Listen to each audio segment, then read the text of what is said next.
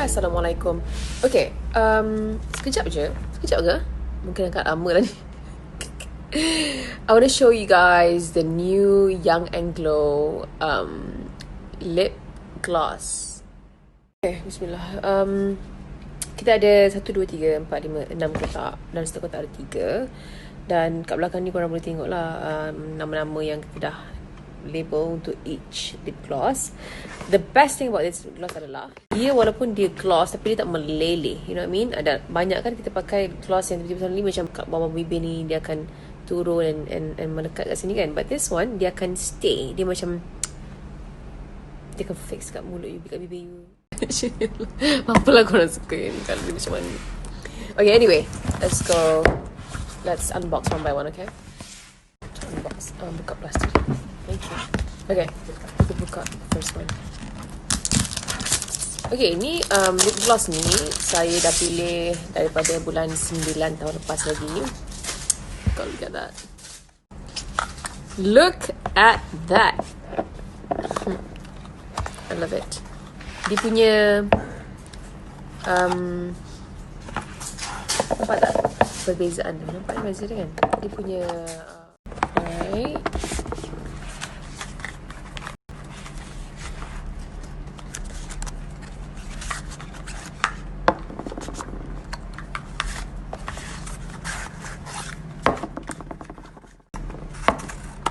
Okay. Thank you. Macam ni. Ryan buat.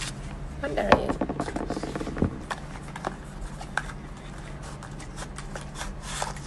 Alamak, ada keluar semua.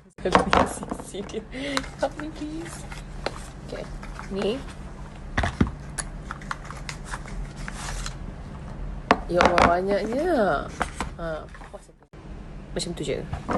Contoh contoh. Kita nak pakai yang mana ni? Maybe I'll go with this one. Saya pakai yang workaholic. Tak sungguh lah kalau kata-kata. And dan saya salah sebenarnya. Bukan September last year. Daripada February last year, masa saya dekat New York dengan awal dengan Syam, masa saya dah busy testing the samples already. And then it took me a while. Collection. This is the first lip gloss collection from Young and Glow.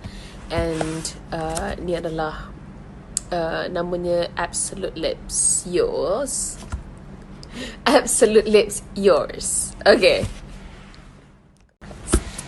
Anyway, kita ada banyak kotak di sini. Kita ada purple color, orange, green, pink, blue, and